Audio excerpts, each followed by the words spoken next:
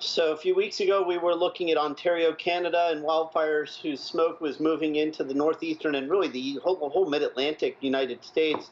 We're now looking into British Columbia, where hundreds of fires have set records with damage 3 times as bad as last year's damage. That now is also having air quality impacts as far as Chicago.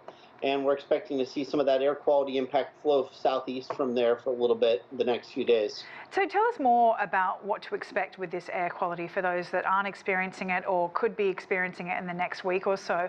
What are the most damaging effects of smoke, not just for people breathing it, but for the environment around us? Chicago, for example, experienced some of the worst air quality in the world. Give us an example of what that is comparable to.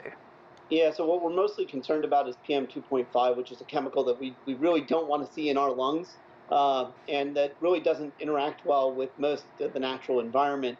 When you combine that with extreme heat and a relatively stagnant atmospheric current, in other words, it's not really moving very much and dissipating, then you've got a combination of a volatile chemical, a longer exposure of people or natural systems to that chemical, and that's a bad cocktail. Yeah, and you mentioned British Columbia.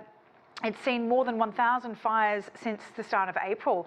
What kind of damage has this done to the region, and how long will it take to regenerate? When can they see the forest rebirth again there? I mean, candidly, I think what we're talking about here is the best word I can think of is existential. The reality is because the heat is continuing to come, these extreme heat waves are continuing to come. A lot of these fires were caused by lightning strikes, which is some more of the volatility of climate events that we're seeing. You add these things up, a drier, hotter climate with those lightning strikes, you're going to see more and more of these. That prevents the rejuvenation of the system because it keeps happening.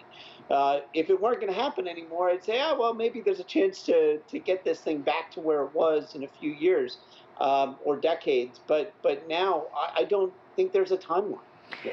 So if you're thinking this is the new normal, what kind of policies or infrastructure needs to be in place to support this kind of bushfire season? How can this kind of climate catastrophe be better managed?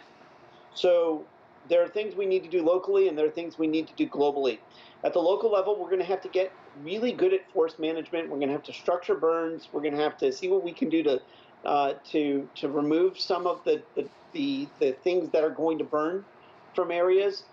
We need to train people not to cause the fires, which is oftentimes a big part of the cause of these fires. Camping, people starting campfires can be an issue. So frankly, is our electrification systems. We're going to have to do all of that. So humans need to be smarter in preventing it at the local level and in causing it at the local level.